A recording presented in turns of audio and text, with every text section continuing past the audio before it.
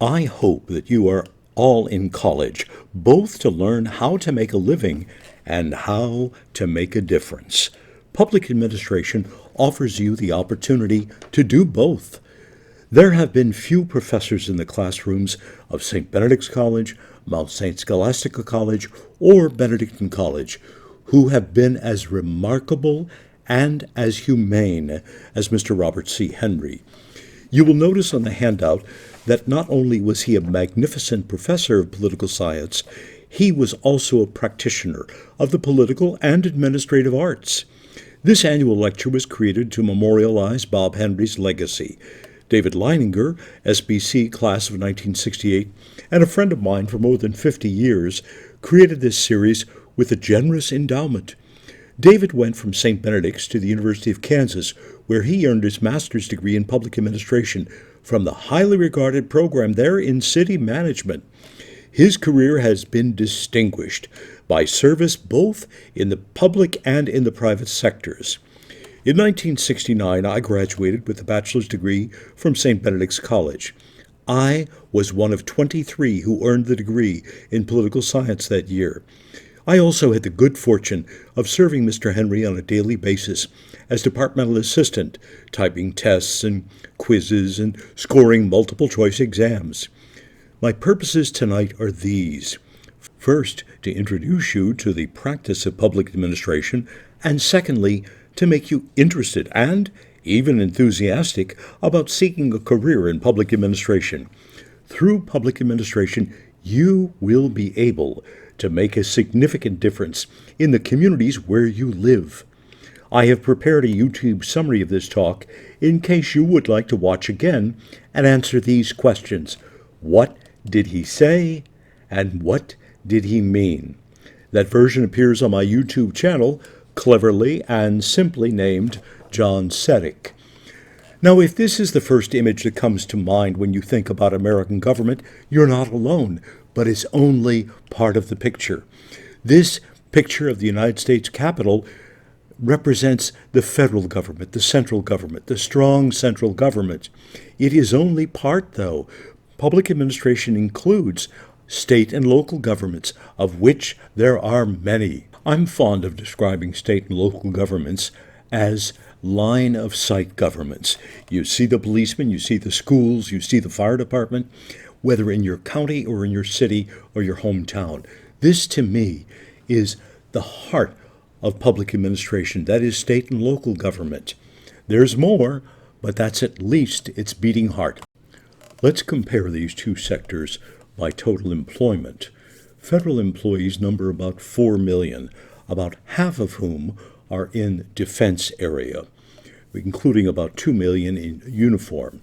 And then we have state and local governments. You will probably be surprised to learn that there are more than 19 million Americans who work for state and local governments. Now, 58% of those work in the area of education. That includes elementary, secondary, and higher education. And with the next slide, we'll look at the distribution of functions for all state and local governments. This must be surprising to you. These data are drawn from the Census of Governments that the U.S. Bureau of Census does every 5 years, in years that end in 7 or in 2. So our latest data here shows the 2022, 91,000 units of government. Now you will see from the slide that that includes 50 states, 3,000 counties, 13,000 school districts, and about 20,000 municipalities. And then, moreover, 38,000 special districts. All of these have a role in public administration, and many of them have public administrators who are professionals. Here's a career opportunity if I've ever seen it. The data on this next chart takes the same information from the Bureau of the Census of Governments, and represents it by functional areas. You'll see the highest in terms of employee count is in elementary, secondary education, then higher education. Thereafter, hospitals, police protection, corrections, public welfare, highways. It is an absolute myth that government at all levels is overcrowded with employees who just sit around desks and look for ways to create rules and regulations. These are people who are out working in education, police protection, and all the others. Let's examine that more closely as we look at the principle of federalism. This is my definition, which is drawn from academic sources and my own synthesis. Federalism is a system of government characterized by shared power between a strong central government and subordinate units. Remember, states are not sovereign. States are created by acts of Congress. The states take their constitutional authority and create municipalities and subordinate jurisdictions. I'll speak more about federalism as we move ahead and about the role that the federal government plays with its subordinate units in intergovernmental money transfer and in the shared responsibility of some functions of government. In my view, public service is an honor. To quote Shakespeare on the quality of mercy, it is twice blessed. It blesseth him that gives and him that takes. This slide illustrates some of my public service administrative experience, especially in the city clerk's office in Kansas City, in the inspector's office in Kansas City, and as supervisor of commercial personal property in Wyandotte County, the assessor's office. I also had a point of responsibility where I worked full-time with public administration. This is clearly a vintage photograph from May 22nd, 1973. The arrow indicates there I am at work as a public administrator in the position of Deputy City Clerk for the city of Kansas City, Kansas. One of my responsibilities, in addition to organizing, arranging, and publishing the agenda for the commission, was announcing it and sort of advancing the work in a kind of formal way. I loved that job, and I also supervised a number of employees and created a computer system for organizing official city records. Now, one of the things I really want you to understand from this evening's talk is that public administration is not intuitive. You don't just walk in and know how to do it. Now, there are people who will bring specific skills, whether human resources or financial management skills, that can be put into those roles. But to grow fully into a supervisor in a public administrative position requires specialized training in the language and arts and theory of public administration. For all practical purposes, the modern father of American public administration was Woodrow Wilson. Wilson, as you may know, had a Ph.D. in political science from Johns Hopkins University and a law degree from the University of Virginia. And his papers and works in the late 19th century really laid the foundation for what we know as modern public administration. About the same time, in Germany, a famous sociologist by the name of Max Weber was creating the principles of bureaucracy, understanding how these vaunted German organizations worked. And his work offers classical theories with which you need to become familiar. Now, as you look at the term bureaucracy, it means actually government by desk. But it means so much more.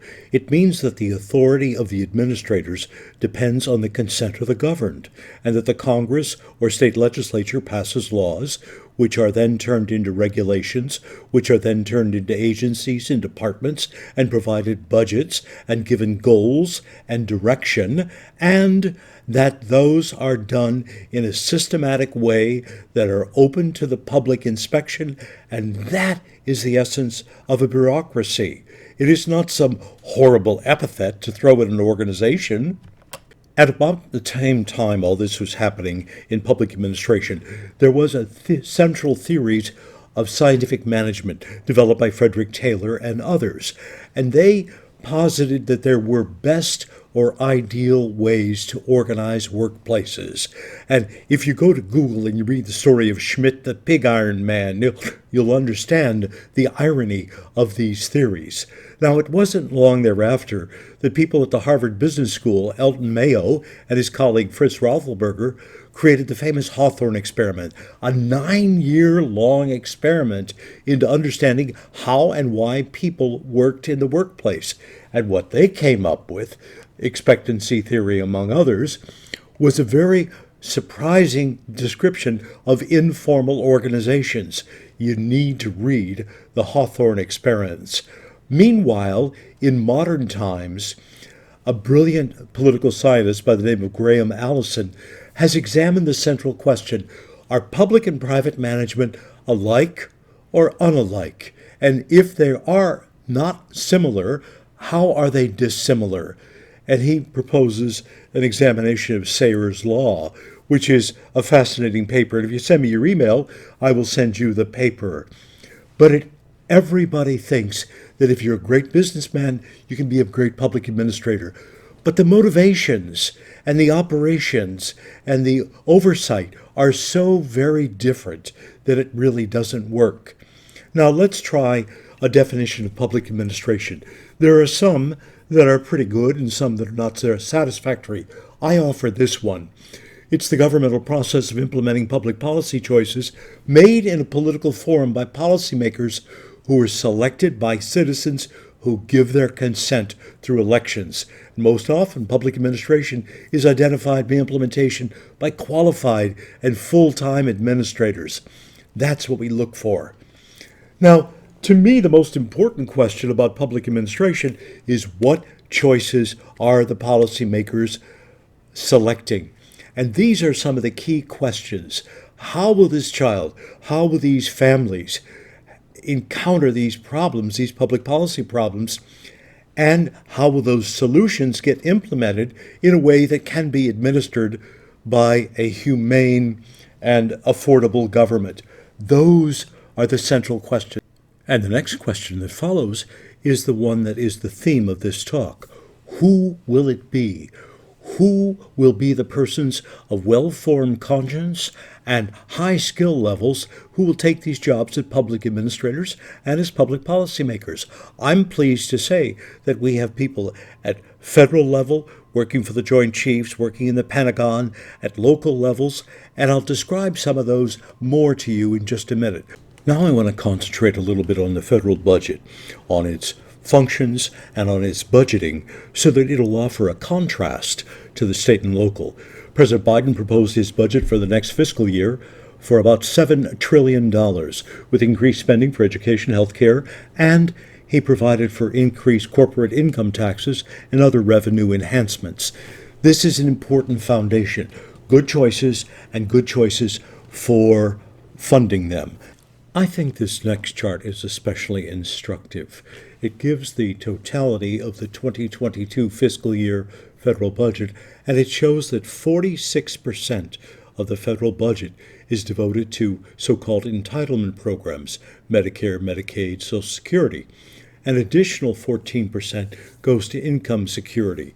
Those are disability programs, federal pension programs, all necessary and established programs. Net interest, about 8% of the total budget, and national defense, 12%. But national defense is about half of discretionary spending.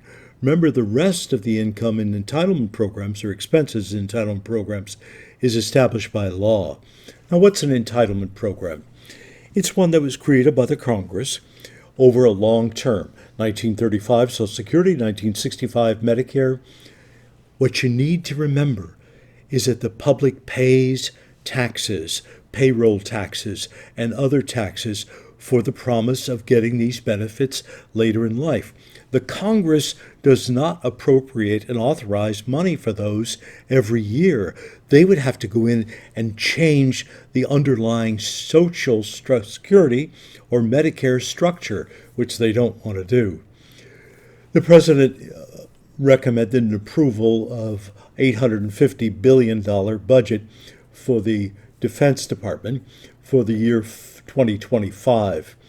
Remember, half of discretionary spending is in defense, so it is a very large share. If you go back to the previous slide, you'll see that discretionary expenses for the overhead of government is really very small. When you think about the Environmental Protection Agency, Department of Interior, and all the others, it's a pittance, really. Now the question is, do people make good money if they work for the federal government? Well, the scale is competitive. This is the general services scale that shows grade and step for employees, federal employees, in civil service in the Kansas City area for the current year. There's some pretty good paying jobs, though. There's some jobs that aren't civil service, that are special Schedule C jobs and others, but this gives you a rough idea of what they're paying. Now, let me talk a little bit about taxes, compulsory payments for collective benefits. I suggest to you these are levied, collected, and allocated through a public system structured and maintained by consent of the citizenry. The collective benefits, the expenses are also chosen through that same system. Now, taxes come in many different forms. We tend to think only of federal income taxes, but there are local property taxes for schools, there are state taxes, there are sales taxes, which are enormous, excise taxes, and these taxes together fund the government, both the federal system and local and state. Now, let's talk about local. We've seen this slide, and now we're looking at it again, and it reminds us of the functional distribution of state and local governments: education, public health, police protection, public safety. That's what you see in the terms of number of employees here. Now, let's look at the units of government according to the Bureau of Census, the Census of State Governments. There are a lot of local governments. Remember, we got 50 states, and all of them have agencies, opportunities for public administration, counties, opportunities for public administrators, cities, municipalities, opportunities for your career. But remember, the order in which they do these, with the frequency of service, is public education. By employee count, clearly the largest. Texas alone has 1,000 independent school districts. That's a little too much. Kansas went through consolidation of school districts some years ago. Public safety, fire and police, where would we be? Public works, we depend on the state and local governments for the main part of this, although there is cooperative funding from the feds as well. It's cooperative federalism at its best, if you will. And finally, we have public health, the emergency services, hospitals, clinics, all the functions that are operated by state and local governments, again, many with cooperative federalism. So you'll learn about both systems as you get into public administration. Now, here, my friends, is the big payoff. This public administration, especially state and local, is a magnificent career for you to consider. There are jobs everywhere in America, which I'll show you in a minute. The baby boomers are stepping out of your way, so you've got some great career opportunities. Vacancies for qualified applicants. Get yourself an MPA and you'll go anywhere. The work is challenging, varied. You won't do the same thing any single day. And the nice part is it's not overtly political. You'll be hired by a commission, but you don't have to get involved in electoral politics. You're insulated from that.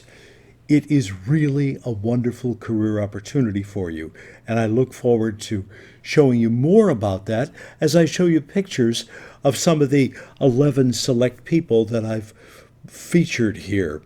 The careers they've taken, the places they've gone, and the jobs they have are just marvelous. Now, I just recently got a letter from Tegan Tremmel.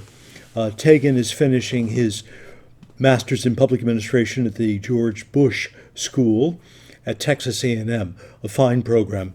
And he writes very nice things to me about my interesting him in state and local government. Now I want to take you to the ICMA website. It's the International City and County Management Association. And it is a marvelous resource, and you should go explore it to get an idea of what kind of career opportunities are available. I did that, and I would report to you in just a minute now. As I spent time on the ICMA website looking for jobs that were available, I came up with these. And what I was especially looking at was town administrators, city managers for small places. Here's one in Algoma, Wisconsin, 6,800 people, 90,000 to 105,000. Assistant City Manager, Tucker, Georgia, 38,000 people, 130,000 to 150,000. This one I especially liked, assistant to the city manager. There's an assistant city manager, a city manager, and this assistant's going to make $109,000 for 138,000 population. There's a one here in McCall, Idaho, 3,600 people for $132,000. Now, there's some fine jobs there for people who have the qualifications. I avoided the large organizations. One of the biggest I put in was Rockville, Maryland, city manager for $240,000. So that's sort of the upper echelons. There's some great jobs. You'll have a chance to have a career any place in America you want, and you'll find the work satisfying. That's what's really important. The bigger question to me is, what's the highest and best use of you? This concept comes from real estate. And if you have a vacant lot, as this lot shows here, what's the best use of it? Should it become a multiple family housing, single family housing, a parking lot, a community center? Who decides for you? Who decides what the highest and best use of you might be? Think about that, please. David Leininger is big, and at his last speech, he talked about application and his aspiration to the C-suite, where the chiefs are, the chief administrative officer, chief financial officer, chief information officer. As you begin your career, look for opportunities to move to that so-called C-suite. Apply yourself, pay attention to the opportunities in front of you, and take them if they come along, if it's going to advance the career in directions you want. Now, in terms of the public, what are the higher standards we set? And how do we explore those? And how are we serving our constituencies? That's the series of questions that are central to public administration. Now, one of my favorite summaries of public service comes from the last words of John Kennedy's inaugural address. He said, "With a good conscience, our only sure reward, with history the final judge of our deeds, let us go forth to lead the land we love, asking His blessing and His help, but knowing that here on earth God's work must truly be our own." I suggest to you, somewhat immodestly, that public administration is God's work on earth, and it is a chance to be in service to others in a very real and practical and public way. And I do hope you will choose that. And I hope that this Robert C. Henry lecture will have had some effect for you to consider those options. I look forward to your emails, your questions, and let's move forward, please.